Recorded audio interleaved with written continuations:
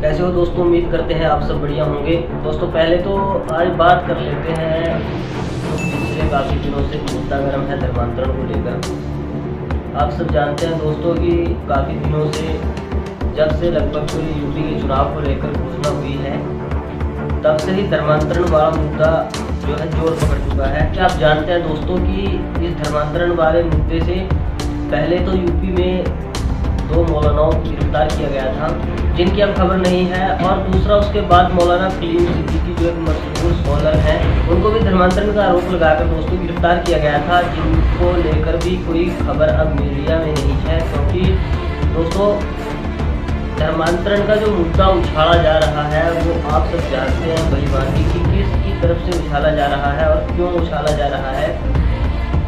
अब चुनाव में इससे जो फ़ायदा उठाना है, जो इससे हासिल करना है, वो सबसे बड़ा वही मैटर है कि हिंदू मुस्लिम किस प्रकार से किया जाए, या फिर किसी अन्य जो यहाँ पर भारत में अल्पसंख्यक कम्युनिटी है जैसे ईसाई या सिख हो गए, इनको लेकर किस प्रकार से एक बहुसंख्यक आबादी के दिल में नफरत जगानी है।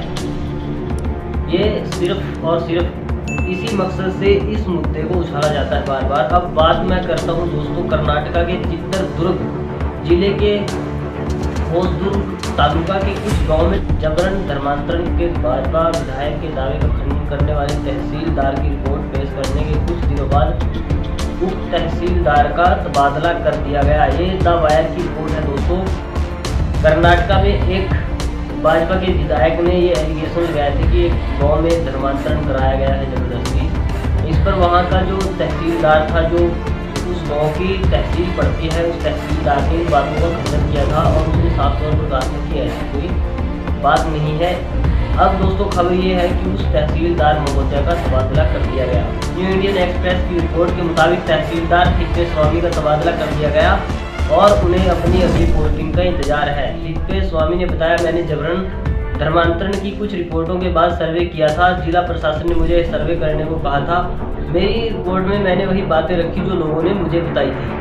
हालांकि उनका कहना है कि उनके इस तबादले का कोई लेना देना नहीं है, लेकिन फिर भी आप दोस्तों अंदाजा लगा सकते हैं कि सत्तारूढ़ पार्टी के विधायक की बातों को झुठलाना किस कदर हानिकारक हो सकता है।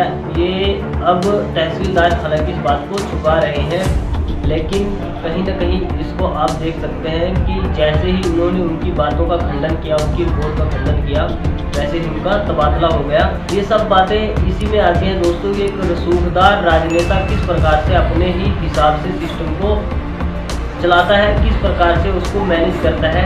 चुनाव के दौरान इस प्रकार के धर्मांतरण जैसे मुद्दों को हवा देकर बार बार उनको किस प्रकार से चुनाव को डाइवर्ट करना है और अपने पक्ष में किस प्रकार से लेना है, ये पूरी तरह से ध्रुवीकरण का एक हिस्सा है। लेकिन अब रिपोर्ट यहाँ पर मुस्लिमों को लेकर नहीं बल्कि ईसाइयों को लेकर है। ईसाइयों को टारगेट किया गया है और बताया गया है कि ज़बरदस्ती लोगों को ईसाई बनाया गया है। इसके साथ साथ एक बात और क्लियर हो गई कि जो सर्वे करवाया गया प्रशासन के द्वारा, जिसमें तहसीलदार ने सर्वे किया है, उसकी रिपोर्ट के अनुसार ये सब झूठ है। तो आप देख सकते हैं दोस्तों कि पूरी राजनीति किस प्रकार से ऐसे वक्त पर की जाती है जब चुनाव नज़दीक हो। दोस्तों इस रिपोर्ट में, इस वीडियो में इतना ही। मिलते हैं किसी दूसरी वीडियो के साथ। वीडियो अच्छी लगी है तो लाइक शेयर कमेंट जरूर करें, चैनल को सब्सक्राइब भी करें। धन्यवाद।